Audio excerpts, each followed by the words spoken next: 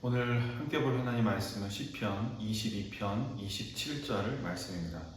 땅의 모든 끝이 여호와를 기억하고 돌아오며 모든 나라의 모든 족속이 주의 앞에 예배하리니.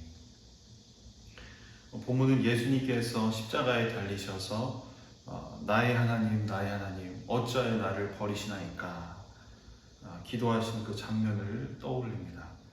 하나님의 아들이신 예수님께서 가장 깊은 고통 가운데 절규하며 하나님을 향해 부르짖습니다. 본문의 시편을 기록한 다윗도 이러한 기도를 하나님께 드렸습니다. 인생의 극심한 고통 속에 용맹한 이 이스라엘의 다윗은 하나님을 찾습니다. 우리의 죄를 짊어지시고 십자가에 달리신 예수님께서 십자가 고난 중에 하나님을 찾습니다. 하나님과 동행하며 친밀한 관계를 누리고 있다가도 큰 고통이 찾아오면 이것은 단순한 고통이 아니라 우리 예수님께서 경험하신 깊은 고난과도 같습니다. 욥이 겪었던 절망과도 같습니다. 이때 하나님이 나를 버리신 것만 같고 나를 떠나신 것 같은 마음이 들기에 그것이 너무 괴롭고 힘이 드는 겁니다. 하나님 없이 산 자는 고통이 찾아올 때 하나님 없이 살았기에 하나님이 떠난 것 같은 마음을 느낄 수 없습니다. 그저 고통으로 힘들어하는 자신의 모습에 자기 연민을 느끼며 괴로울 뿐입니다. 그러나 하나님과 함께한 자는 깊은 고통 속에 하나님의 손길이 자신의 삶에 전혀 보이지 않으므로 그 시간이 버겁고 힘겹습니다. 시편 기자는 고백합니다. 오늘 1절에 보면 하반절에 나를 멀리하여 돕지 아니하시며 내 신음소리를 듣지 아니하시나이까. 또 2절 하반절에도 잠잠하지 아니하오나 응답하지 아니하시나이다. 게다가 원수들이 그를 조롱합니다. 6절에 나는 벌레요 사람이 아니라 사람의 비방거리요 백성의 조롱거리니이다. 그리고 7절에서 8절에도 나를 보는 자는 다 나를 비웃으며 입술을 비축거리며 머리를 흔들며 말하되 그가 여호와께 의탁하니 구원하실 걸 그를 기뻐하시니 건지실 걸 하나이다. 이렇게 하나님의 손길이 느껴지지 않는 상황에서 원수들마저 하나님이 그를 기뻐하시니 구원하실 걸 하면서 비웃고 있습니다. 하나님 믿는 자라면서 하나님이 구원하시지 않겠어? 사람들의 비방에 시편 기자는 자신이 하나님의 자녀라는 정체성마저 흔들리면서 사람들이 자신을 바라보는 시선에 자신도 스스로를 하찮게 봅니다. 시편 기자에게 찾아온 고통은 그를 영적으로 무너뜨리고 있습니다. 그런데 하나님께서는 왜 성도의 믿음을 연약하게 하는 고통을 허용하시는 걸까요? 이 상황이 오지 않도록 막아주시고 또 지켜주시면 우리의 믿음이 더 든든히 세워져 갈 텐데 하나님의 손길이 느껴지지 않는 상황을 겪게 하시는 걸까요? 이것에 대한 대답은 여러 가지로 할 수 있을 것입니다.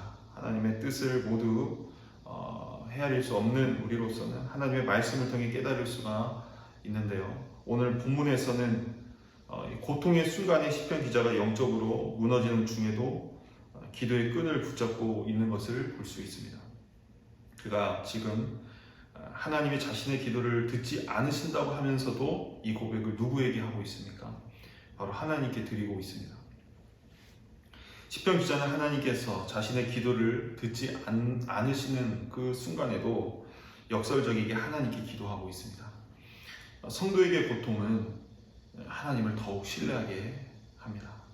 믿음으로 무너지는 것처럼 보이지만 그의 믿음은 상황이 좋을 때뿐 아니라 지금 좋지 않을 때도 하나님을 향하고 있습니다. 하나님께서 응답하시지 않는 것처럼 느껴지는 순간에도 자신을 도우실 하나님을 신뢰하며 하나님께 도와달라고 기도합니다. 하나님께서 왜 성도에게 고통을 주십니까? 본문에서 두 번째로 교훈하는 것은 22절부터 시작되는 단락에서 볼 수가 있습니다.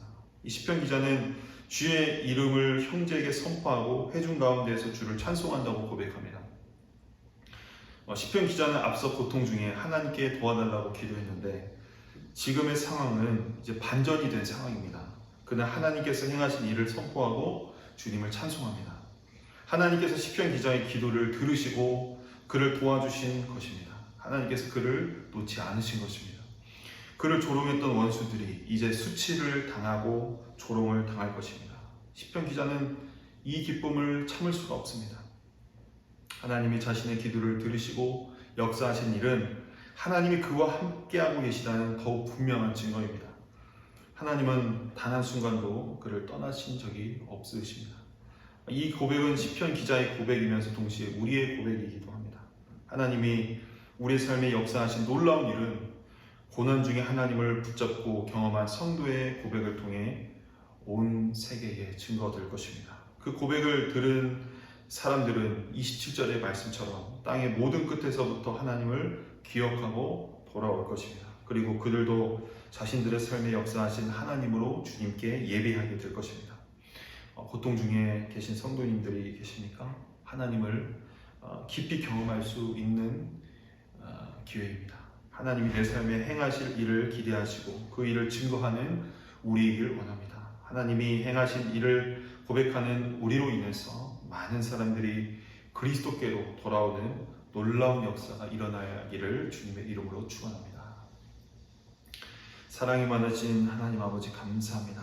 고난 중에도 우리를 놓지 않으시고 우리가 기도의 끈을 계속 가지고 하나님 앞에 구하도록 하시며 오히려 그 순간 더욱 하나님을 신뢰하고 의지할 수 있도록 우리에게 은혜를 주시고 기회를 주셔서 감사합니다. 우리의 이 시간들이 고난의 순간에 하나님과 함께 버티며 나아갔던 시간들이 결국에는 역전이 되어서 우리 하나님께서 내 삶에 행하신 일로 우리가 고백하며 간증하게 될 줄 믿습니다. 하나님, 그 고백을 통해서 우리 주변에 믿지 않는 영혼들이 또 온 열방에 예수 그리스도를 모르는 자들이 주님 앞에 돌아오는 일에 우리의 고백, 우리의 선포를 사용하여 주시옵소서. 그렇게 하실 주님의 이름을 찬양하며 예수 그리스도의 이름으로 기도드리옵나이다. 아멘.